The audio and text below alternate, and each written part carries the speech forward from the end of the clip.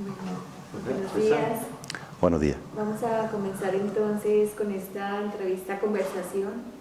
Nos va a aportar elementos para este inventario del patrimonio cultural inmaterial de Ingenio. Primero preguntarle cuál es su nombre, profesión y oficio. Mi nombre completo es Carmelo Jesús Sánchez Cabrera. Mi profesión, soy profesor, soy docente de enseñanza secundaria. Actualmente tengo mi plaza de funcionario en el Instituto IES Vecindario, en el municipio de Santa Lucía de Tirajana. Oficios, pues bueno, he tenido varios, a decir verdad. He sido locutor de radio y de televisión y sobre todo también he desarrollado una actividad musical que todavía la sigo manteniendo en el ámbito folclórico y también en otro tipo de estilos musicales. ¿En qué municipio nació y cómo fue su infancia? Si podría hablarnos un poco como de esas vivencias, los juegos, y relatos. Bueno, yo nací aquí en el municipio de Ingenio y bueno, digamos que mi infancia se desarrolla en tres escenarios. Tengo muchos recuerdos y muy gratos de mi infancia más tierna en el barrio del Sequero, ¿no? Bueno, pues la clásico, los chiquillos que jugábamos en el barranco, ahí en el barranquillo de Ingenio, o cuando íbamos con la parte del Calvario. No había como hoy canchas ni polideportivos y jugábamos ahí en aquel llano de los perros, en un descampado que había allí, que hoy precisamente es el pabellón, y allí jugábamos a la pelota, y en fin, pues esos recuerdos de la infancia más tierna. Luego ya mi padre y mi madre pues compraron el solar donde ahora mismo estamos grabando la entrevista y bueno, construyeron esta casa y entonces digamos que ya la última infancia y la adolescencia y la juventud pues la he pasado aquí hasta que ya me independicé, ¿no? Y luego hay un tercer escenario del cual también guardo un grato recuerdo, que es la playa del Burrero. Mi tío Serafín, hermano de mi madre, y mi abuela materna, María Romero, pues tienen una casa en la playa y todos los veranos íbamos todos los hermanos y los primos.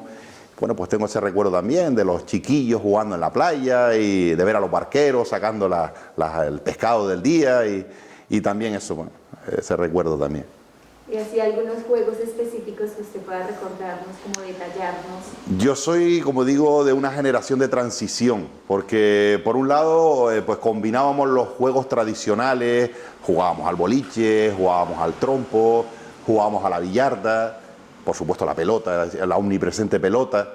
Me acuerdo de un juego que me gustaba mucho, que era con una penca de tunera y unas navajas que jugábamos, se llamaba la Santorra. Jugábamos a huevo, araña o caña, que era con eso, que se agachaban unos cuantos y luego saltaban y hacía la seña huevo, araña o caña y luego pues si acertabas pues perdías y si no acertabas pues seguías, ¿no?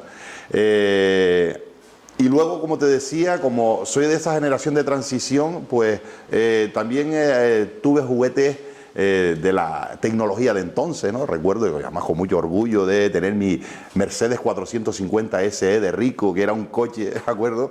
No era teledirigido todavía porque el mando tenía un cable que iba conectado al cochecito, ¿no? Y de ahí y recuerdo tener, pues bueno, el Lego, que era también otro juguete que me encantaba. O sea que por eso digo que tengo, por un lado, los juguetes tradicionales con los que incluso probablemente mi padre haya jugado, y por otra parte los juguetes de la tecnología que había en ese entonces, ¿no?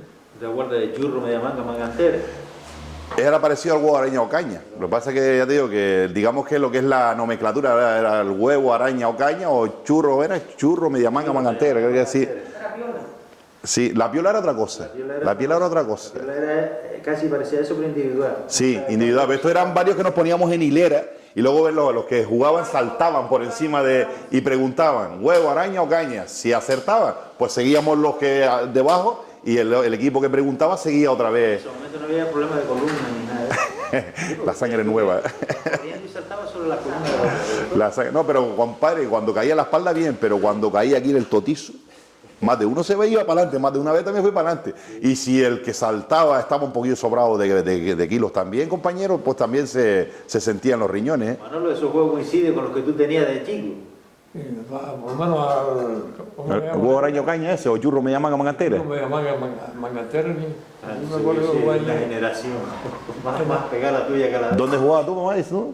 ahí en el cuarto. Ahí en el cuarto. Cuando jugábamos como chicos. El boliche y el trompo, todo eso también jugaban ustedes también, ¿no? El trompo, Ve que hay un montón de juegos que jugábamos más o menos. A calambre. calambre, También jugué yo a marimata. ¿Ah? Marimata. ¿Eso qué es? Marimata era un juego que también había pero no me acuerdo, pero ¿te acuerdas cómo era más o No me menos? acuerdo a mí. Ese no jugué yo, ese no me suena a mí, Marimata, ese no me suena a mí. Era un juego también. Lo que sí me acuerdo que tú me contabas que cuando jugaban la pelota, como no había pelota, o jugaban con una pelota que hacía con trapos, medias viejas y tal, o con la vejiga de un cochino, dice que también hacía la pelota. Una sopadera que le decíamos nosotros. Sopladera. ¿Eh? ¿Y estos juegos coincidían con lo que usted hacía? Con la arepa. Con la carpintería. No, que si ella Está hablando de mamá. como niña coincidía con estos juegos, o hacían Más o otros. menos lo que está diciendo Carmelo es lo que hacía nosotros también cuando pequeños. La soga también, supongo, saltaría usted a la soga. Los recortables en aquel tiempo había. Eso de estampitas, Sí, también, las estampitas, los cardocitos, hacían cardocitos. Eso es lo que hacíamos nosotros cuando chicos. Es lo que había. Las muñecas, ¿tú ya tuviste alguna muñeca más? Sí, cuando llegaba al mediodía estaba rota porque era una muñequita de esas de trapo, cuando la metíamos nosotros a la lavada, y cuando llegaba al mediodía no teníamos un mes. Y mi madre, como era trabajadora de la marché, hacía hacer esto, los hacía por ejemplo, a mí me hacía una arcovita de las tablas de los ceretos y eso, la pintaba y era una arcovita que me echaba Para la muñeca, claro, porque tuvieron de dormir en la cobita. También. Pero mira, estamos más felices ahora tienen de todo y no salen los chiquillos a la calle, nosotros desde madrugada estamos todos en la calle contentos con todo los reyes. Hoy tienen de todo y no hay alegría. Los carrozos los vestidos de Allí por lo menos en el sequero, ¿De mujeres? el día que yo fui a ¿Cómo, la cómo? sequía de los sequero. carrozos. Ah, sí, carrozos, la piña. es verdad. Los Los vestidos. carrozos le hacían trajitos. Trajitos, ¿no? Eso. Y también te digo, desde madrugada los reyes, allí era todo, uno una corneta, el otro tocando un piano, el otro era una... ¿Qué lo llevó a interesarse por el mundo de la filología hispánica, la docencia y la escritura? ¿Cuáles fueron sus referencias? Pues mira, hay varias anécdotas con eso, pero en primera instancia tengo que citar la familia de mi madre, que provienen del Sequero, que es un barrio que tiene una forma de hablar muy particular. Y hay muchas expresiones que yo recuerdo. Y ya cuando era más grandillo, pues sin ser consciente todavía de todo esto, pues gustaba de anotar en el cuaderno expresiones o algún tipo de, alguna forma curiosa de pronunciar, ya digo, sin tener todavía nociones de lo que era la fonética, la fonología, la morfología o la sintaxis, ¿no? Pero empezó ahí mi afición por la manera singular de hablar de la familia materna sobre todo, aunque también mi padre en la zona del Cuarto también tiene algunas expresiones, ¿no?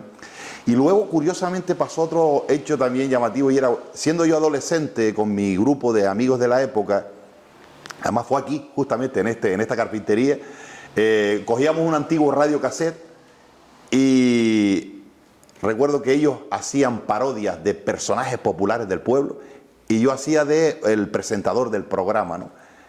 Que, bueno, pues eso, les hacía preguntas, uno imitaba a fulanito, otra fulanita y tal y así. ¿Y quién me iba a decir con el paso del tiempo que terminaría siendo uno de mis oficios? O sea, que terminé yo dedicándome profesionalmente a hacer programas de radio y televisión. Y por ahí también porque estos chavales, que son de la calle Paseo de Ronda, son una de las calles que conduce al Sequero, bueno, Andresito Caballero, Plácido Cruz y su hermano Cristóbal Cruz, Francisco Rodríguez. Estos chavales pues también son de hogares donde hay una marcadísima tradición, una forma de hablar también muy particular, muy pintoresca, y entonces eso y también vamos a decir el cachondeo de imitar a personajes del pueblo pues nos llevó a hacer este tipo de actividades que en mí personalmente calaron muy hondo, ¿no? Y esto desde el punto de vista a lo mejor más personal, luego ya desde el punto de vista digamos a lo mejor académico. Tengo un gratísimo recuerdo de dos profesores que tristemente ya no están entre nosotros, los dos de Ingenio, en mi etapa de estudiante de lo que era la antigua EGB, en los que eran los cursos sexto, séptimo y octavo, hoy equivaldría al sexto de primaria, primero y segundo de la ESO.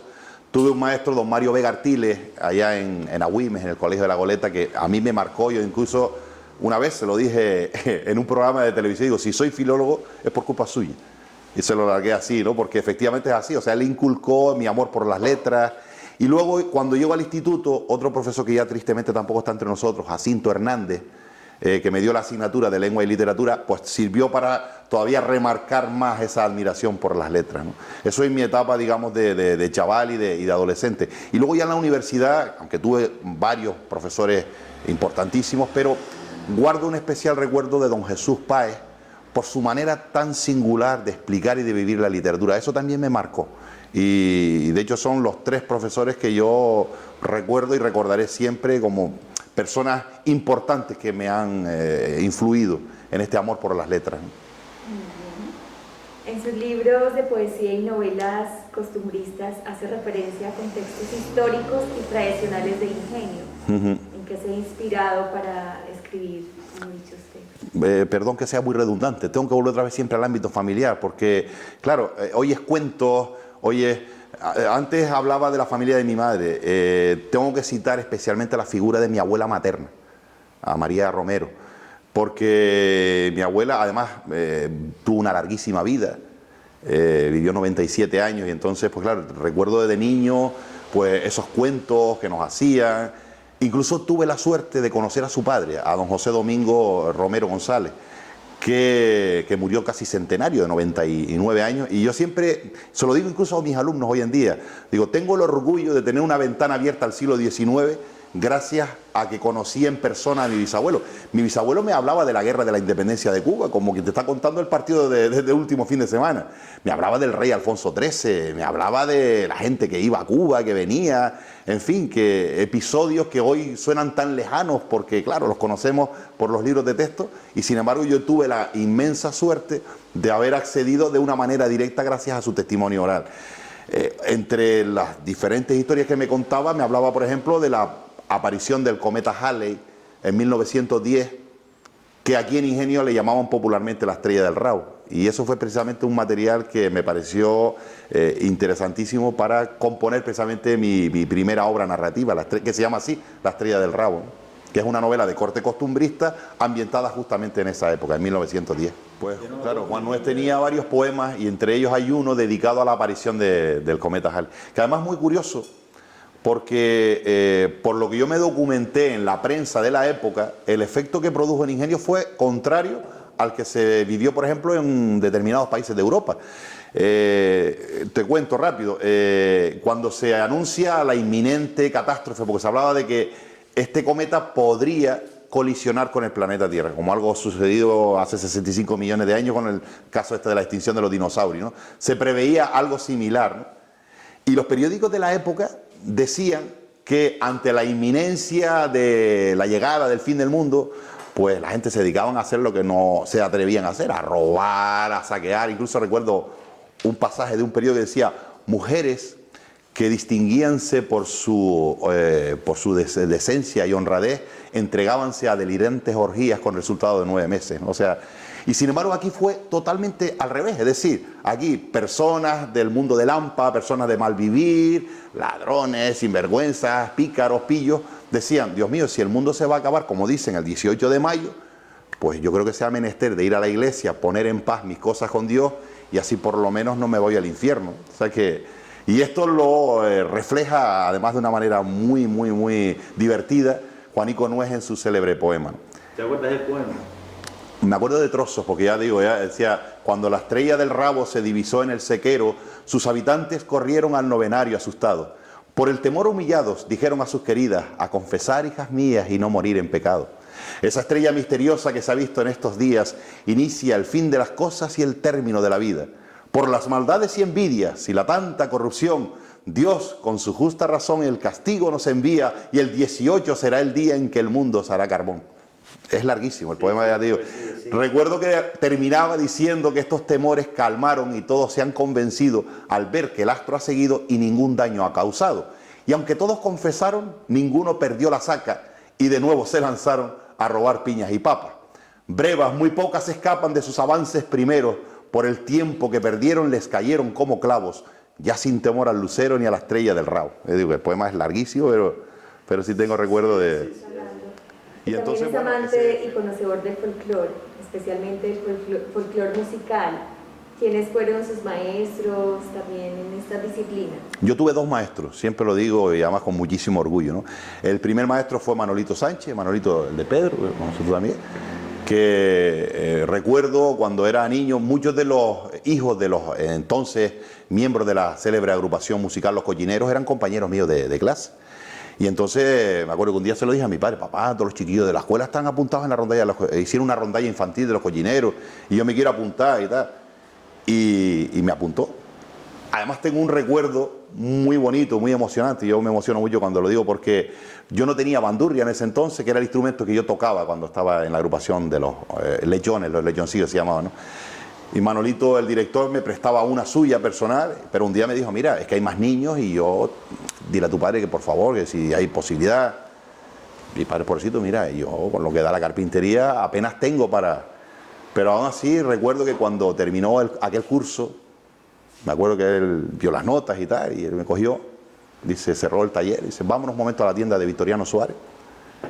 Y le dijo a Victoriano: mira, ve, el chico, la bandurria que tú tengas ahí y tal. Y puso varias bandurrias y tal.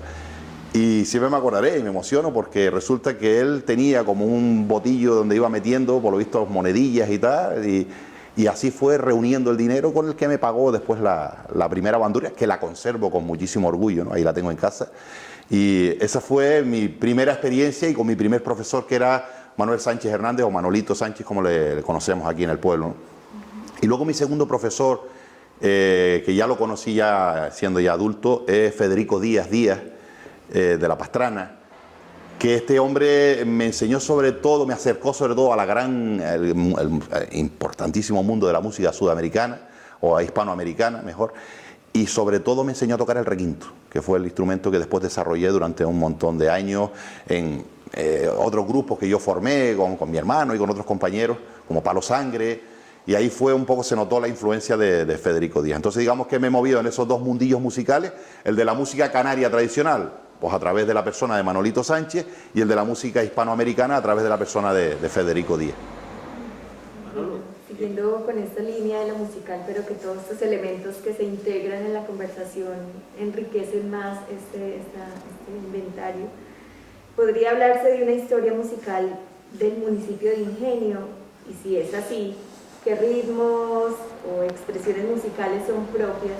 ¿Se puede hablar propias? Yo creo que sí, yo creo que se puede hablar de una historia musical de Ingenio, que hay incluso géneros que aquí han adquirido un cuerpo, una textura propia, y sobre todo hay tres géneros que yo creo que son fundamentales. Por un lado la mazurca, por el otro lado la polca y por otro lado los aires de Lima, ¿no? Digamos que este último, los aires de Lima, han sido los más famosos, los que han dado fama a Ingenio a nivel internacional, incluso, aunque yo tengo una personal visión, que no sé si voy a entrar en polémica, pero nunca me gustó el nombre de Isa de la Paría. Yo personalmente no lo comparto porque ni es una Isa, aunque hable de parías y tal, pero bueno, aquí está, ya está la vía firme. Te cuento rápido, y yo creo que todos lo que hemos vivido de su pequeño estamos de acuerdo con esa matización que has hecho. Pero no sé si sabes que eso se le ocurrió a Aurorita Cruz en un concurso en Madrid. Ah, no, eso no lo conocí. Porque íbamos a presentar la Isa de la Paría, que nosotros eran los aires de Lima de Ingenio. Pero cuando los palmeros, claro, hoy día se llaman Ambroque, que antes era Coros y Danzas de La Palma, montaron el cólera, y Maruja San Pelayo, que era muy allegado a la provincia de Tenerife, no nos iba a dejar participar nosotros. Entonces ahorita pienso yo hoy, sin descontextualizar problemas de su época, creo que con buen acierto, dice, pues nada, ni aire de Lima y nada, la Isa la parí, y la paría porque se le ocurrió, porque ya. De edad. Y eso fue, después popularmente se la conocía, pero bueno. Pero lo curioso es cómo trascendió, porque eso al fin y al cabo es un concurso en concreto, que eso se pudo haber quedado ahí.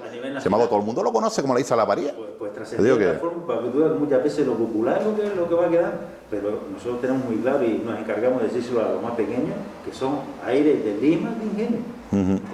Pero bueno, totalmente de acuerdo con lo que tú matizabas. Hombre, digamos que eso, que el género de los aires, además el género de los aires de Lima es curioso porque los más famosos son los de La Palma, pero sin embargo, donde más arraigo hay en los aires de Lima es en la isla de Gran Canaria, porque aquí se contabilizan un montón de variantes. Está la variante nuestra, la de Ingenio, pero tenemos la de Valsequillo, tenemos la de Tirajana, tenemos la de Artenara, es decir, hay un montón de variedades de los aires de Lima que enriquecen muchísimo el espectro, ¿no?, del folclore. Te hablaba también de la polca. Hay una polca que yo le tengo mucho cariño, es la polca del Carrizal, ¿no? La polca del Carrizal, que tiene una cadencia además muy particular y en fin, que no deja de ser interesante. Las mazurcas, yo soy un enamorado de este género también. Es un género que hay muy pocas versiones vocales, la mayor parte se conocen versiones instrumentales. Claro, el municipio de Ingenio ha sido un municipio que tradicionalmente ha dado grandes intérpretes de lo que es los instrumentos de púa, bandurria y laúd. Por citar algún ejemplo, me viene, por ejemplo, tuve la suerte de conocerlo, que ya estaba muy viejito el pobre, a Antoñito Candelaria, que es de la parte alta del municipio, de la parte de lo que es el Vigete, esa parte, sí, cerca de Cazadores, que tenía un repertorio de música de laúd interesante. Tuvo algunos seguidores, me acuerdo por ejemplo Juan González, que es el actual dueño del bar de La Pasadilla, que también fue alumno suyo y que conserva un montón de piezas. Y entre su repertorio había mucho pasodoble, había muchas canciones también de moda de la época, pero había unas mazurcas muy bonitas y muy particulares, ¿no? Sí, Manolito Ojeda era un hombre que también tocaba muy fino el laúd. Y de hecho yo he tocado alguna pieza que, bueno, no sé dónde la aprendió él, pero que se la atribuyen a él, que es una especie como de pasacalles. Hay muchos también pasacalles de esto así en ritmo de paso doble. Y ya te digo que la mazurca era un género que por la elegancia y por la precisión que se requiere a la hora de interpretarla, pues claro, los intérpretes de bandurria y laúd gustaban mucho de tocarla.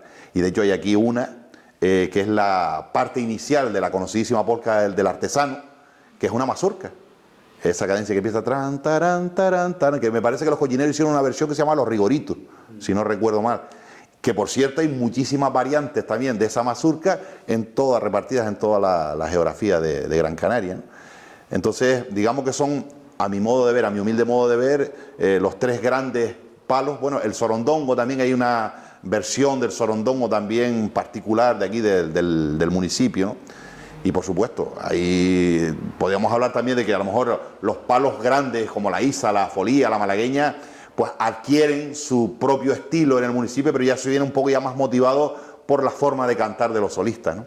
Pero digamos que a lo mejor en los otros tres géneros que sí te comenté, ahí sí que se ve más la personalidad ingeniense, ¿no? Muy bien. Y ahondando un poco como en esa historia de los aires de Lima, ¿de dónde llegan esos aires, esas mazurcas, esas polcas? ¿De la península? Digamos que son, la mazurca es de ese género del siglo XIX y que viene de la moda de los bailes palaciegos que se daban en la Europa de aquel entonces. De ahí viene la mazurca, la polca, el chotis o el ciote, que también le llaman. Todo ese tipo de bailes palaciegos que pues llegan y que se establecen en las diferentes islas, ¿no?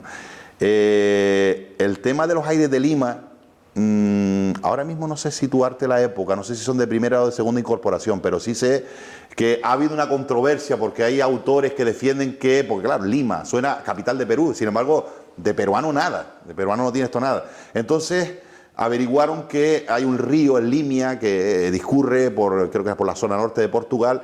Y tal vez la explicación está ahí. Hay un autor importantísimo como Pérez Vidal que ya despeja todas las dudas y dice, no, el aire de Lima es absolutamente portugués y esa es la tesis, ¿no? O sea, que viene de Portugal y que se establece en el archipiélago. Curiosamente, además, bueno, supongo que se habrá dado en otras islas, pero en las dos islas donde adquiere un enorme arraigo son, en este orden de importancia, a mi humilde modo de ver, aunque los de La Palma sean más famosos, con todo el respeto, primero Gran Canaria y luego La Palma. En Gran Canaria hay una enorme afición y hay un enorme arraigo a este género, ¿no?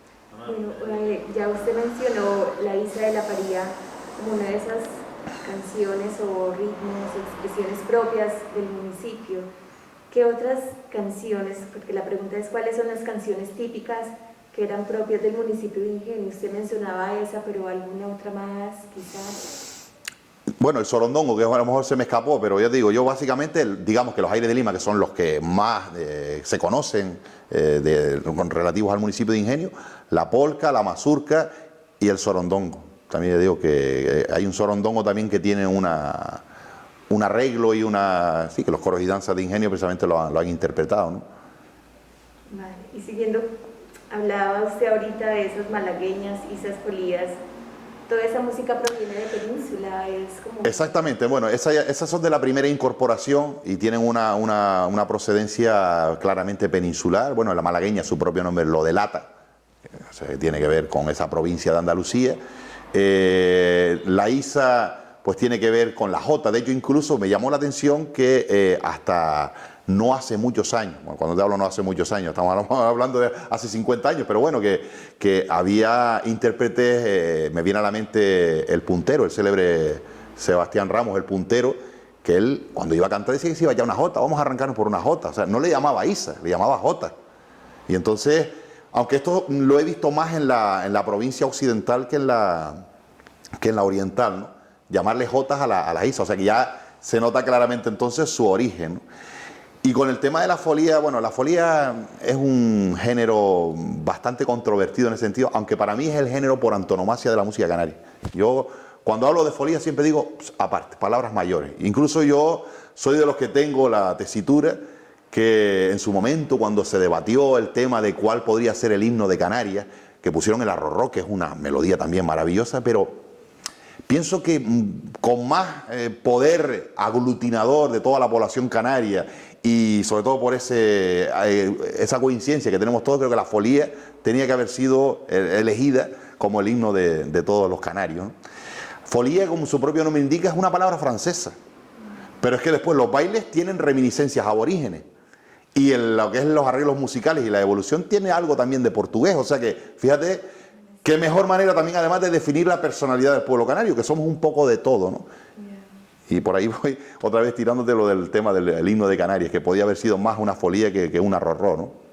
Vale, muy bien. ¿Y cuáles son los instrumentos musicales que acompañan esos ritmos en la música tradicional de Ingenio? Yo no conozco aquí instrumentos particulares que se toquen a diferencia de otros lugares, o sea, los de siempre, o sea, bandurrias y laúdes para lo que es la parte solista, guitarras para el tema de los acompañamientos y timples, ¿no? Para el tema de los acompañamientos.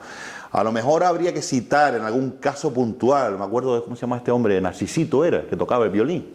Sí. Se usa el violín a lo mejor en algunos géneros, por ejemplo el Rancho de Ánimas, que yo no me acuerdo, mi padre sí se acuerda del Rancho de Ánimas, que estaba este hombre, Narcisito se llamaba el señor este, que tocaba el violín. Entonces a lo mejor en algunos casos puntuales el violín. Y en los ranchos de Ánimas también se tocaban unas espadas a modo de percusión que daban ese tintineo metálico. Polinario. Polinario era solista, ¿no? El que echaba adelante, que le decía. Sí, ese era el más que destacaba. Pero había muchos viejillos, por ejemplo, Rico Fosca, no me acuerdo más, ¿verdad? Pero había muchos. ¿No? Y yo salí muchas veces, yo de chico, salimos de la camarilla del cuarto, salíamos detrás de ellos. A ver, los rancheros tocando. A ver, los rancheros, ¿no? Era con cuchara, con Sí, con espada, como dice Carmelo. espada. Y entraba, recuerda si tenía pandero. Tenía montones pero eran, Elementos de no eran percusión. cuerdas ni nada. Y recuerda si entraba a las casas también. Yo No solamente era normalmente por yo las no calles. recuerdo por ir atrás de ellos. Por las calles, ¿no? Por la calle.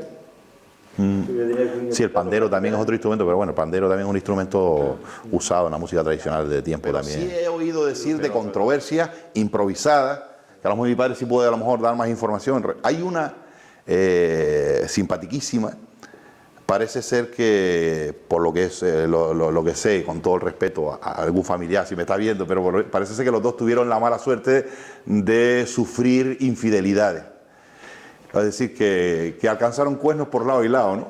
Y entonces Pepe Rafael se dedicaba a trabajar afilando, y entonces, o Pepe Rafael, sí, uno de ellos trabajaba de afilador, sí, era Pepe Rafael, ¿vale? Y entonces le larga Francisco, ¿Sí que es afilador? sí, que afilaba, iba por los pueblos afilando cuchillos, navajas, tijeras, etcétera, etcétera, ¿no? Con una fafarifa que se decía firulí, firulá, que sonaba así, y luego pues afilaba. Y entonces le canta a Francisco. Un afilador excelente que estaba tan bueno y sano se levanta de la cama con un cuerno en cada mano. Claro, el otro hombre ofendido que intenta responderle pero que se ofusca, que no le viene la dichosa estrofa a la cabeza, ¿qué hace? Se saca un billete de 100 pesetas de aquel entonces y le dice, toma, cóbrate y devuélveme, amor. Y esta controversia fue muy conocida, ¿no? Y además la expresión cóbrate y devuélveme, digamos un equivalente al quid pro quo, una cosa por la otra, se sigue empleando todavía en el día a día de muchos ingenienses, ¿no? Cuando pasa algo de ese, toma, cóbrate y devuelve. Y viene por esa célebre controversia entre Pepe Rafael y... ¿Eso perdurar lo del cóbrate y devuelve? El cóbrate y devuélveme, sí, esa es una expresión que se sigue usando mucho. Que digamos que significa eso, ese quid pro quo, ¿no? Una cosa por la otra. Bueno, todos estos elementos que estamos acá conversando, conociendo, hacen parte como de la esencia del folclore, la tradición popular, y nos llevan a patrimonio cultural inmaterial. Desde su punto de vista, ¿qué es patrimonio cultural inmaterial y cuál es la importancia de este para una comunidad, un pueblo? Yo lo de patrimonio cultural inmaterial, o sea, lo conozco un poco de oídas y tal, y es como, bueno, ese conjunto de saberes que, bueno, atesora una determinada comunidad humana, ¿no? Y que van, pues, desde, pues, testimonios de tradición oral, que pueden ser también relacionados con, costumbres, canciones, etcétera, etcétera. Eso es un poco lo que yo, mi noción y mi lógica me invita a pensar, pero no sé si a lo mejor no soy un experto en ese concepto, ¿no? Es un poco lo que me viene a la mente, ¿no? Y desde ese punto de vista, lo que nos ha expresado para usted que es patrimonio, ¿cuál es la importancia de esto para una comunidad? Hombre, por supuesto que es importante desde el punto de vista de que ahí está la personalidad de todo un pueblo, de una comunidad humana, ¿no? O sea, ahí está todo. O sea, si eso se pierde, ¿qué le queda a ese grupo humano? O sea, ahí está todo, los saberes, la forma de ver la vida, incluso porque las filosofías de vida, ¿no? Y hasta incluso, tocando ya mi terreno personal, la forma de expresar esa filosofía de vida, porque eso también es parte también fundamental de ese patrimonio que estás tú comentando, ¿no? A mí personalmente fue lo que me movió y terminar licenciándome en filología. Esa forma de veo la vida de una manera y la expreso de esa manera, ¿no? Y esto es lo que hace que el género humano sea tan maravilloso, porque hay infinitas maneras de ver esa vida, esa misma vida, en definitiva, esas mismas circunstancias, pero unos lo ven de una manera, otros lo ven de otra, y por tanto unos lo expresan de una manera y otros lo expresan de otra, y esa es, digamos, la base que conforma ese mosaico multicolorista de lo que es la raza humana, ¿no? Sabemos que uno de los aspectos muy importantes del patrimonio cultural inmaterial es la oralidad. ¿Qué es para usted tradición oral y cuál es la importancia como dentro de este ámbito? Bueno, la oralidad, mira, te voy a decir que estamos los docentes, los profesionales de la docencia, intentando por todos los medios posibles de recuperarla a todas luces, en un mundo que está marcado por lo escrito, o en este caso lo digital. Parece que ya lo oral va perdiendo la importancia, y yo pienso que la madre el lenguaje era oral. O sea, el lenguaje escrito se inventó más tarde, por una forma de una necesidad de trascendencia, pero el lenguaje siempre ha sido oral. Y yo parto de esa base, por lo menos en mis clases con mis alumnos siempre lo digo. Y por supuesto que esa oralidad es parte fundamental. Hombre, qué pena, que claro, también es verdad que la oralidad en muchos casos depende de los medios técnicos. Imagínate si nosotros hubiéramos tenido la oportunidad de grabar las voces de los guanches, por ejemplo, o de oír cómo hablaban los castellanos en el siglo XV o en el siglo XVI.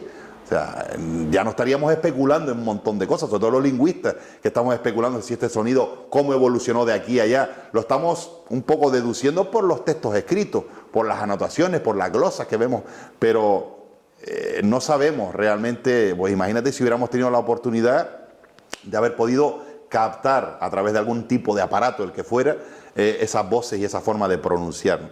Y ahí es donde está un poco la importancia actual. Ahora sí tenemos esa suerte, podemos grabar todo lo que queramos y por tanto pues tenemos la posibilidad de conservar todas las manifestaciones estilísticas o fonéticas de una misma lengua o de otras lenguas, ¿no?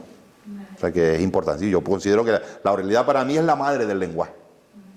¿Y qué elementos integrarían la tradición oral? Pues digo elementos en el sentido, por ejemplo, versos, expresiones.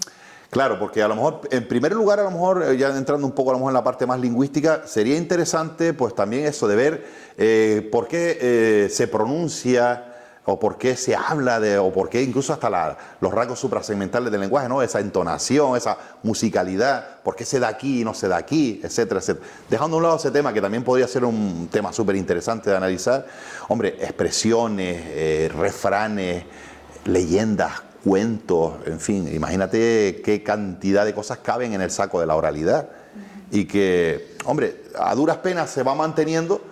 Siempre digo también que afortunadamente vivimos en un municipio, Ingenio es un municipio con una muy marcada personalidad cultural y gracias a eso pues todavía hay un montón de cosas que en otros lugares de Gran Canaria, por ejemplo, ya han desaparecido y aquí se siguen manteniendo gracias precisamente a esa oralidad, ¿no? O sea que Si me pides que te diga ejemplo, pues bueno, así con más vigencia, es más, en mi instituto todo el mundo me saluda y me dice, adiós, amor, hola, amor, y tal, porque todo el mundo sabe que esa es la seña de identidad del ingeniense, sobre todo los que somos del casco de Ingenio, de la parte alta, Molinillo, Sequero, ese vocativo, esa manera de que existe en el castellano estándar, pero no con esa pronunciación, no es amor. O sea, cuando dices amor, lo he oído, lo usan mucho, por ejemplo, los vascos, pero ese amor, con esa O así alargada, amor, eso solo lo empleamos los que somos de Ingenio, ¿no?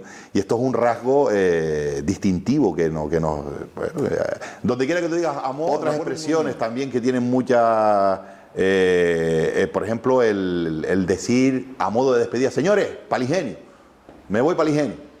Y yo recuerdo, yo trabajaba en Fuerteventura, en el Instituto Santo Tomás de Aquino, en Puerto del Rosario, y cuando terminaba mi jornada laboral, me despedía de mis compañeros y mis compañeras de chiquillo, me voy para el Ingenio esta mañana. Alguno que no conocía la movida decía, pero ¿qué pasa? ¿Que vas a coger un avión ahora? ¿Te vas a ir a Gran Canaria y vas a venir mañana? ¿Tanto dinero tienes tuyo? Que no, hombre, que me voy para mi casa. Y era esa expresión palingenio con el sentido de, pues eso, a modo de despedida. Eso todavía lo oigo mucho en los chavales jóvenes. O por ejemplo en las mujeres, mi madre lo usa mucho también, Jesucristo. Jesucristo. O sea, que tiene además un montón de significados. Puede significar asombro, puede significar incluso hasta admiración, o puede significar incluso desprecio, es decir, puede significar un montón de cosas, ¿no? Mi padre empleaba una mucho, que yo no sé cómo tú puedes decir, lo típico, cuando los chiquillos, yo venía aquí al taller de carpintería, cuando mi padre estaba aquí, papá, deme que sea un durito para ir a comprar, ay, mis hijos, estoy como Carlos, para referirse que estoy sin blanca, no tengo dinero. Estar tieso, ¿no? Sí, estoy como Carlos. Y por lo que una vez creo que tú me contaste, Carlos, que era un vagabundo o una persona que vivía de la caridad de la gente. Sí, entonces de ahí viene lo identifico como Pepe Cañaduz, un personaje así. Pero no era de Ingenio, ¿verdad? Ese hombre no era. No, eran dos hermanos, era Carlos y Juan. Esa expresión la dice mucho, sí, la dice mucho mi padre, eso, es decir, cuando no tengo dinero estoy como Carlos, ¿no? Después también Tajarria. Tajarria sí, coño, esa es muy nuestra, sí. Estaca también sí, pero Tajarria creo que es más castizo, ¿no? Sí, es más. El Tajarria es más. ¿Qué es tajarria? ¿Cuándo se usa? Bueno, un tajarria es una persona de pocas luces, una persona tonta, estúpida, ¿no? O sea, era un tajarria, ¿no? Mi padre dice, la explicación que él da, dice que como la tajarria sirve para una cosa sola, pues por eso se le llama tajarria, ¿no? Como no vale sino para una cosa sola, pues la tajarria o el atajarre es una de las piezas de la amarradera de la silla de montar, ¿no? Del burro. Sí. El burro que se mete por abajo del rabo, esa es la tajarria. El que va por abajo. Yo pensaba que era aquí, no, esa es la cincha. Entonces, no, la tajarria es la de atrás, sí. Y entonces mi padre, la explicación que él dice atribuye eso, que es un tajarria, pues claro, pues la tajarria no sirve sino para una cosa sola. Mira, esa explicación no me la habían dado, pero aquí se dice mucho esa tajarria. Sí. Tajarria, o incluso con el mismo significado también, recuerdo que lo empleaba mucho Antonio Cruz, tu amigo Antonio Cruz, el luchador, tajinaste, para referirse a una persona también tonta, estúpida también, cállate, tajinaste, ¿no? El tiempo está amoroso para referirse a que está lluvioso, como ahora, por ejemplo, eso sí. No, y quería decir también un adjetivo que mi madre lo emplea mucho, fufurusco. Fufurusco. Fufurusco es algo malo, pero además es curioso porque se emplea tanto para personas como para cosas, es decir, cuando uno, por ejemplo, no se encuentra bien de salud, hoy me levanté medio fufurusco. Sí. No está muy católico. No está muy católico, también sí. O sea, cuando uno no se encuentra bien de salud, en vez de decir no me encuentro bien, dice hoy estoy medio fufurusco, ¿no? O cuando, por ejemplo, eso, que las condiciones meteorológicas son adversas, dice hoy el día está fufurusco. O sea, emplearlo con el significado de malo, adverso, en... Pues no se abobo. Bueno, no se abobo, pero eso fue, me acuerdo, una moda en el puente, de los que íbamos allí al bar de Pepe. De Pepe Barranquero, cuando íbamos allí y empezaba la moda esa, cuando decía cualquier cosa, no se abobo. Y ella reladito, lo decía mucho. Ella reladito. A veces te hacía gracia, pero a veces te jodería cuando decía no se abobo. Pero ella reladito sí es interesante, porque lo arreglado es lo justo, lo que, claro, entonces si por ejemplo tú ves pues a una persona que está un poco sobrada de kilos como yo y ve comiendo con mucha apetito y dice, ese está comiendo arreglado el cuerpo. Claro, lo arreglado es lo lógico, lo que uno se espera. Por eso ella arregladito es no te pases, no exageres, no te pases de la medida, ¿no? Entonces, cuando uno a lo mejor echa una exageración o dice una mentira monumental, no, ¿por qué tal? Echa reladito, hombre, que eso... Cuando veía a un niño gordito y blanquito, le se miraba para el niño y decía, ay, mi niño, cosa más linda, tú te pareces a un cardo porcado. Y yo decía que era un cardo porcado y es lo que está enterrado bajo la tierra. Que era muy blanco, era un cardo blanco, sí. Es como, parece que es el mismo efecto que el espárrago, Parece ¿no? un cardo porcado. Y yo decía, eso que era un cardo porcado. Santi cuando era chiquitito no se lo dijo así también. Mi hermano Santi cuando era chiquitito, como era blanquito, decía, eso Antoñé que trajiste al mundo un cardo porcado. Y claro, es por esto es el mismo efecto, pues, según explica mi padre, como el espárrago, es decir, que al nacer bajo tierra y tal, pues conserva y se queda blanco. Desde el momento que ve la luz, entonces ya es cuando empieza a ponerse verde, ¿no? Ahí tienes un perroto. Ah, el aperroto, sí, a perro. Esa me decía mi madre también, a perro, cuando hacía alguna trastada, a perroto. Sí, esa es como a maldito, ¿no? A sinvergüenza, a bandido, ¿no? A perroto. Ah, mira, esto aquí apuntado, mira. Lo del rejo, la rejería, ¿no? Eso también. ¿Qué rejería es esta? A ver. O cuando una vez un pícaro, ¿no? Un rejo, una persona que tiene mucha mala idea y tal. ¿Reilete? ¿O eso es más...? Eso me suena al castellano estándar, ¿no? ¿Fullero?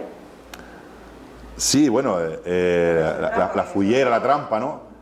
Eso es, por ejemplo, hay una expresión que la empleaba mucho Manolito Sánchez. Eso sí me hacía gracia. Cuando alguien no tocaba correctamente, o sea, interpretaba una melodía pero con muchos errores y te dice, vos, ese es más fullerento tocando, ese es más fullerento tocando, ¿no? Ah, una expresión también muy bonita que me encanta, yo se la empleo mucho yo en mi vida cotidiana, es cuando una persona se va al sur, se va para adentro. Y cuando regresa del sur va para afuera. De hecho, yo cuando me casé, mi mujer es del Tablero de Maspalomas, y con mi madre muchas veces me decía, a lo mejor me dejaba, lo típico, venía aquí, me daba comida en un calderillo y tal, y cuando dice, acuérdate Carmelillo, amor, cuando vengas para afuera, tráeme el caldero que me hace falta.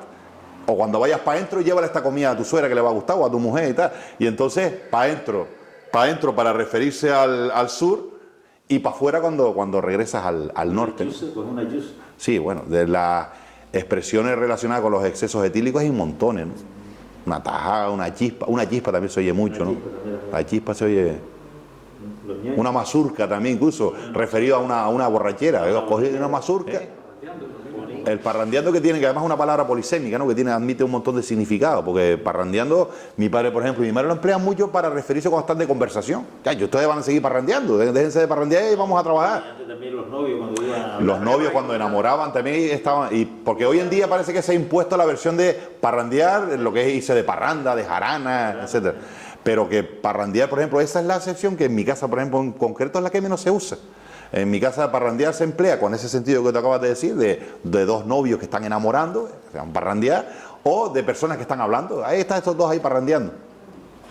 Y escuchándoles, y me surge una pregunta, quizás para nosotros tener o saber cuál es la perdurabilidad de esas palabras, si bien está en el léxico y en la cotidianidad de la gente mayor, en su contexto de cuándo vivían, cómo vivían.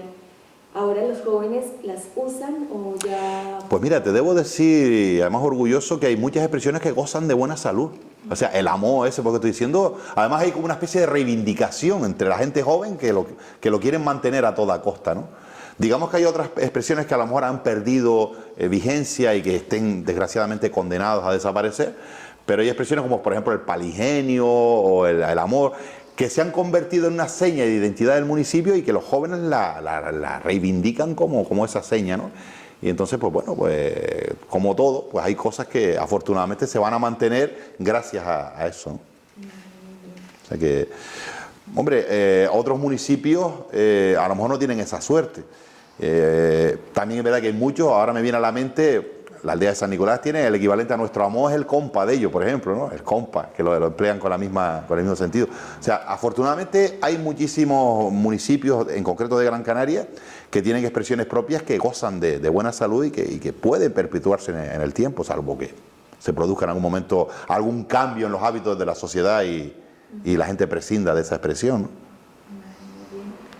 Seguimos con esa línea de la tradición oral. ¿Conoce usted refranes o dichos populares del municipio? Si es así, hombre, refranes populares del municipio, No sé si apunté alguno por aquí cuando yo... porque claro, tal vez los más propios sean los que tengan que ver con la toponimia. O sea, cosas, por ejemplo, recuerdo, el Aguatona no es quien era. Que esto viene, por lo visto, por lo que cuenta doña Clotilde, precisamente, de una persona que emigró y que volvió. Claro, vio su Aguatona natal, bonita, verde, florida, y cuando regresa era un lugar seco y bastante feo, ¿no? Entonces decía que Aguatona no es quien era. Claro, un poco refiriéndose también que... Pero ya hoy día también se dice en otro sentido. Claro, nada, hoy en día ya la... Yo mismo lo digo por mí mismo, digo, ya Aguatona no tiene... No, exactamente, ya hoy ha adquirido otro sentido que es precisamente eso, de referirse a algo que el tiempo ha ido demacrando, ¿no? O sea, cuando uno se ve en el espejo, yo también, por los años también pasan por mí, ¿no? Y uno se mira también, y sobre todo cuando agacha la mirada y dice, ya Aguatona no es quien era, ¿no? Bueno, lo del ICEPAL 7 que dijeron ustedes antes, de cuando alguien fallecía, porque era esa manera que tenía don Juliano Boní de organizar sus pozos de extracción de agua por números, ¿no? Entonces, el pozo 7 era el que estaba al lado del cementerio municipal y de ahí viene la expresión de que cuando alguien fallecía se iba para el 7. Pero también oí mucho decir, no, el pobre se fue para Gregorito. Claro, porque don Gregorio Gómez fue durante muchísimos años el sepulturero del municipio, entonces, claro, pues era conocido, pues, entonces, pues llamar el lugar donde don Gregorio desarrollaba su trabajo diario era Íseca Gregorito, ¿no? Y cuando alguien se muere, de hecho en casa lo empleamos mucho, decir, no, el pobre se fue por Gregorito. Muy bien, y seguimos hablando de los topónimos. ¿De dónde proviene esa palabra de ingenio? ¿De dónde surge? Lo que tengo entendido es que debe su nombre a su pasado azucarero, bueno, una de las... por cierto, la influencia portuguesa en el archipiélago es importantísima en muchísimos aspectos de la vida del ser humano, ¿no? Y entre ellos la economía. Fueron los portugueses los que introdujeron el cultivo de la caña de azúcar en el archipiélago canario, y parece ser que este lugar del sureste Gran Canario, tal vez por la cantidad de agua que venía del barranco de Guayadeque, pues les pareció el lugar idóneo para instalar la industria de eso, de la transformación azucarera. Hay un nombre, Alonso de Matos, que parece ser un empresario de origen portugués, allá por la mitad del siglo XVI, que instaló aquí pues una industria, y tal vez el nombre de ingenio, que era la máquina que se encarga de hacer ese proceso, pues de ahí venga el nombre. Y hay incluso lugares, barrios, que deben su nombre precisamente a ese pasado azucarero. El Sequero, por ejemplo, el barrio donde yo nací, o la Bagacera, que era el lugar donde teóricamente se tiraban los bagazos o los desechos de la molienda, pues deben su nombre. Hay más, ahora no recuerdo, pero por lo menos el Sequero y la Bagacera sí tienen relación con ese pasado azucarero, ¿no? Ya, muy bien. Cantos de trabajo, ¿podría hablarnos? ¿Conoce usted? ¿Existieron? ¿Existen en el ingenio? Yo por mi conocimiento, o sea, hay cantos de trabajo, se habla, por ejemplo, mi padre me hablaba de descamisadas de piña y cosas de eso. De eso yo, por ejemplo, no me acuerdo de ver. Pero yo sí tengo la suerte, como mi madre antes lo dijo también, y mi madre y mi abuela durante muchos años de su vida trabajaron en los almacenes de empaquetado de tomate. Y entonces, claro, en esas jornadas largas y tediosas de trabajo, además un trabajo monótono, estás clasificando tomates, si no tenían algún tipo de música o de cuentos o de chascarrillo con el que pasar el día, no me quiero ni pensar cómo podían ser esas jornadas de trabajo. Entonces, pues tenían muchísimos cantares, pero cantares que van un poco de todo, ¿eh? No piensa que solamente se ponían a cantar canciones canarias. Yo cantaba, de hecho, pude grabar algo a mi abuela, que en paz descanse, y creo que eso era o un fragmento de una zarzuela o algo de un musical de principios del siglo XX. O sea, que se cantaba prácticamente de todo. Se cantaba, por supuesto, la música que estaba en la época, ¿no? Era lo que salía en la ronda, que era pues, las rancheras mexicanas y todo ese... Sobre todo lo hacían para cuando trabajaban de noche. Ajá. Hacían la noche interminable. Para no se llegara a dormir. Distraerse, para no quedarse dormida. Se echaba, le dedicaban a dejarse cantar en una hora. ¿Tú te acuerdas de alguno más? En el barrio se enramaba. A quien le tocaba, por ejemplo, le tocaba el almacén de Don Julián, no se enramaba el almacén de Don Julián, enramaba la iglesia. Le tocaba el almacén de Verdugo, enramaba el almacén de Verdugo, la iglesia. Es como ahora. Ahora cuando en las novenas toca Sequero, toca los molinillos, toca la plaza. Ahora es distinto, antes lo enramaba todo. Sí. Ahora ¿Qué eran los bailes de taifa? ¿Cuándo se hacían y por qué se hacían estos bailes? Bueno, yo el conocimiento que tengo de los bailes de taifa lo sé por lo que he leído, porque yo ver bailes de taifa yo no tengo constancia. No sé si mis padres habrán visto o participado en algún baile de taifa, pero No, yo sí voy a desmentir a Carmelo. vamos a ver, recreaciones de baile de taifa, sí. No, recreaciones de baile de taifa, Ya sí. presentado bailes de taifa. No, recreaciones, no, yo quiero decirte recreaciones de baile de taifa, pero bailes de taifa originales yo no recuerdo ver. Sí sé, por ejemplo, cuando en una época de mi vida que trabajé en el municipio de Mogán, sí tuve testimonio de personas que participaron en baile de taifa, por ejemplo en Mogán sí se mantuvo hasta más cerca en el tiempo, ¿no? Pero en Ingenio yo creo que lo de los bailes de taifa desapareció hace muchísimos, pero muchísimos años, ¿no? Hombre, después otra cosa es lo que bien está apuntando David, gracias a la labor de numerosos grupos, entre ellos los coros y danzas, que han cogido y han recreado esa antigua tradición. Baile de taifa se debe su nombre, es una desviación de la palabra un poco extraña, pero bueno, parece ser que viene de bailes de la tarifa que pagaban, porque se hacían en salones o en cuevas particulares, tenían acceso gratuito a las mujeres, pero los hombres tenían que pagar una previa tarifa para poder acceder a un par de números de baile, ¿no?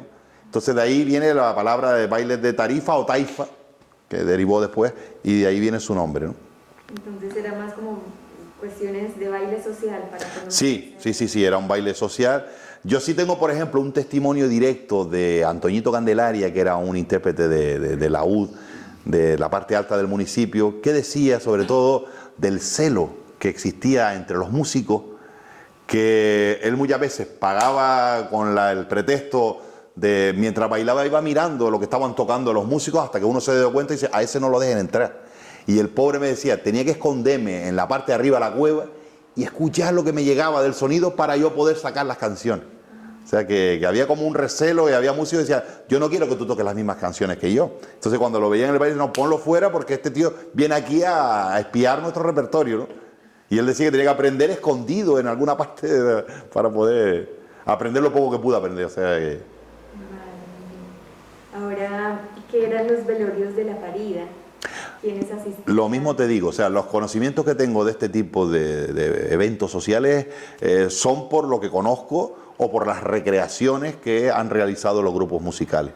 Parece ser que, bueno, que cuando la mujer estaba próxima a dar a luz, pues se reunían familiares, personas de la vecindad y estaban durante varios días, incluso hasta después de haber nacido la criatura, pues estar un poco pendientes y se aprovechaba también para echarse sus canciones y echarse sus bullillos de bebidas alcohólicas también. Sé que, por ejemplo, se colocaba al niño en una cama bastante elevada. Sobre todo decían que para evitar el posible rapto de brujas o de algún tipo de maleficio, ¿no? Aunque yo creo que lo más probable sea para que los ratones o los bichos malos hicieran daño al niñito, ¿no? Y después está la famosa figura del zorrocloco, que también la ha habido nombrada, que es el padre de la criatura, que solía... En fin, que hay un montón de elementos que los conocemos, pero por eso, por las recreaciones o por lo que uno ha leído. Pero ya digo, yo personalmente, no sé si ustedes se hacían bailes de paría cuando ustedes eran jóvenes. No te suena, ¿verdad? Mati, ¿no te suena eso, no? No, Lo de Santiguao, ¿se acuerdan ustedes? no, de eso sí, de Santiguay, eso sí. Bueno, yo decía Le Francisco, hacían mal de ojo a los niños y a Santiguay. ¿te acuerdas de Juan Evangelista que trabajaba en el almacén de Verdugo? Sí, sí. De la madre y de la tía mía, tía de mi madre. Sí, de tu madre. Esa era cuando tenía una pierna o cualquier cosa, te echaba unos rezados, coño, que le llamaba cipela o algo así le decían. Paricipela. Y después ella lo curaba con unos rezados que echaba y moría, ¿no? Por eso yo, por lo menos, no creí nunca en eso. Ya, pero Ella se iba contento. rezado. Por lo menos te engañaban, ¿no? Sí, sí. Yo no creí nunca en los antiguos. Bueno, ya creo que son las últimas preguntas. ¿Cuál es la importancia de las personas mayores en la transmisión de estas expresiones? Yo creo que es una pregunta obvia, ¿no? La importancia es capital. O sea, gracias precisamente al testimonio de esas personas mayores siguen vivas las tradiciones. Yo de una frase que me gusta mucho decir, que la tradición nace por la insistencia de un pueblo. Pero claro, la insistencia de las generaciones de ahora, que son las que tenemos que tomar ese testigo de relevo y encargarnos de perpetuarlo. Por tanto, hombre, yo por una parte decir gracias a la tarea, a la labor que están realizando muchísimos grupos musicales, asociaciones culturales que están haciendo francamente una labor encomiable, y por supuesto por la otra lo que están haciendo también muchos medios de comunicación a través de programas o a través de documentales, etcétera, etcétera, que pues están también contribuyendo para que esas personas, claro, por los rigores de la biología, se irán algún día de este mundo, pero ahí queda su testimonio por los siglos de los siglos, ¿no? Y ahora, por supuesto, con todo el mundo de las tecnologías digitales, pues también a través de páginas web o de este tipo de lugares digitales, pues que también se perpetúe este saber, ¿no? Que al fin y al cabo forma parte de la idiosincrasia y de la personalidad de un pueblo, ¿no? Hablaba usted ahora sobre los ranchos de ánima, planteando en el tema musical, pero ¿qué eran los ranchos de ánima? ¿Por qué se hacían? Aquí, curiosamente, lo que se conserva no es un rancho de ánima, es un rancho de Pascua. Porque el rancho de ánima se hacía en el mes de noviembre y consistía, pues bueno, un grupo de músicos iban por las casas y ofrecían un particular tributo a algún familiar que estuviera fallecido, le improvisaban algunas coplas y a cambio pues recibían alguna dádiva de la familia de tipo económico que luego se empleaba, se le entregaba a la iglesia para hacer una misa ofrenda a las almas o a los difuntos de ese pueblo, ¿no? Las ánimas, ¿no? Eso sí, pero lo que nosotros llamamos rancho de ánimas, lo que se conserva del municipio, si atendemos a la letra, que habla de San José y María y tal, pues lo que realmente es un rancho de Pascua, que también es otra tradición similar, pero que en este caso no se hacía en noviembre, sino al mes siguiente, en diciembre, coincidiendo con lo que es la Navidad, ¿no? Entonces digamos que ya aquí se despoja un poco de ese tono lúgubre, de la muerte y tal, y ahora ya se habla de cosas de eso, del nacimiento de Jesucristo, del éxodo de José y María cuando tuvieron que abandonar para llegar a Belén, y en fin, todo este tipo de... que es lo que narra precisamente nuestro rancho de ánima de Ingenio, que yo conocí a través de Manolito Sánchez, cuando estaba en la agrupación folclórica Los Cochineros, ¿no? Y que bueno, hoy se mantiene gracias precisamente a que fueron los cochineros quienes lo grabaron. Y tiene esa misma dinámica, ranchos de Pascua, es ir por las calles. Es lo mismo, pero digamos que en este caso ya es por la época de Navidad. Yo creo que es lo mismo que lo que llaman lo divino, que eso se da en la provincia occidental, en las islas de Tenerife, La Palma, La Gomera y El Hierro, ¿no? Entonces, allá le llaman lo divino y aquí le llamamos ranchos de Pascua, pero básicamente es lo mismo. O sea, son canciones que un grupo de músicos van interpretando por las calles en esos meses, en ese mes de Navidad. Ya, quizás unas preguntas como más técnicas, si se pueden llamar así. Hablamos de tradición popular, folclore, identidad, que son términos que se relacionan mucho, pero a veces dicen, no, mejor hablar de tradición popular o que folclore. ¿Cuál de esas expresiones? Hombre, yo soy más partidario de tradición popular que de folclore. Folclore, de entrada, hombre, no soy chauvinista ni mucho menos, ni tampoco tengo ninguna militancia ultranacionalista, pero digamos que, hombre, si tenemos palabras en nuestro idioma español para designarla, pero básicamente significa lo mismo.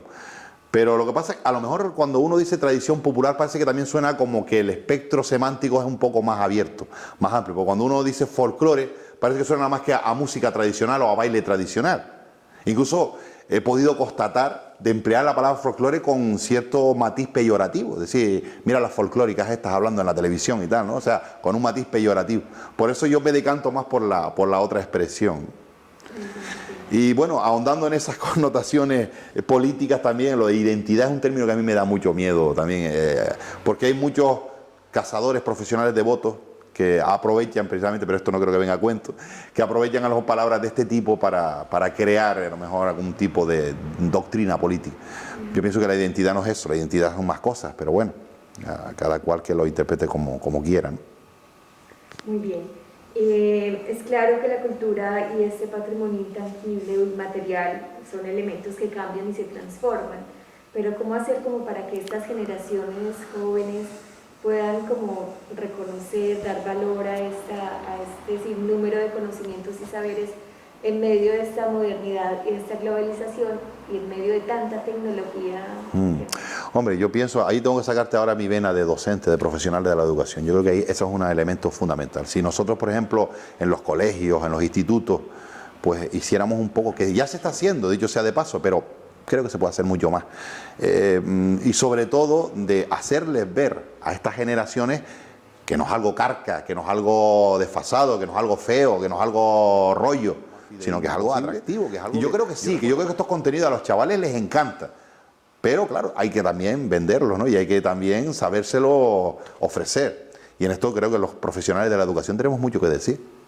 Y dentro del currículum hay asignaturas que hablan... Es que ese es el tema, no hay asignaturas, hay lo que se llaman temas o unidades didácticas transversales. Pero a lo mejor se podría crear asignaturas que tuvieran que ver con esto, ¿no? O sea, está claro que la transversalidad sí, porque claro, estamos hablando de un área multidisciplinar. Pero si han creado, por ejemplo, en el Gobierno de Canarias una asignatura como prácticas comunicativas y creativas, que es una asignatura interesante, ¿por qué no crear una asignatura que tenga que ver con todo este tipo de cuestiones? Que se pudiera dar a lo mejor en los años de la enseñanza secundaria obligatoria. Sería una interesante aportación. ¿No cree que la transversalidad hoy día depende de la sensibilidad que tenga el profesor con esta materia? Es que es lo que pasa, que una cosa es que esto se lleve a cabo por la sensibilidad de determinados profesionales de la docencia, pero no es una cosa que esté impuesta. Que tú digas, oye, que esto los chiquillos lo van a aprender y entonces, bueno, como me parece que ha pasado con el Silbo Gomero, que me parece que ya está impuesto en todos los centros educativos de la isla de La Gomera, entonces todos los chiquillos... De obligado cumplimiento... Todos los chiquillos aprenden a silbar. Después, oye, que no me gustó, pues bueno, pues no lo hagas, pero por lo menos lo vas a conocer.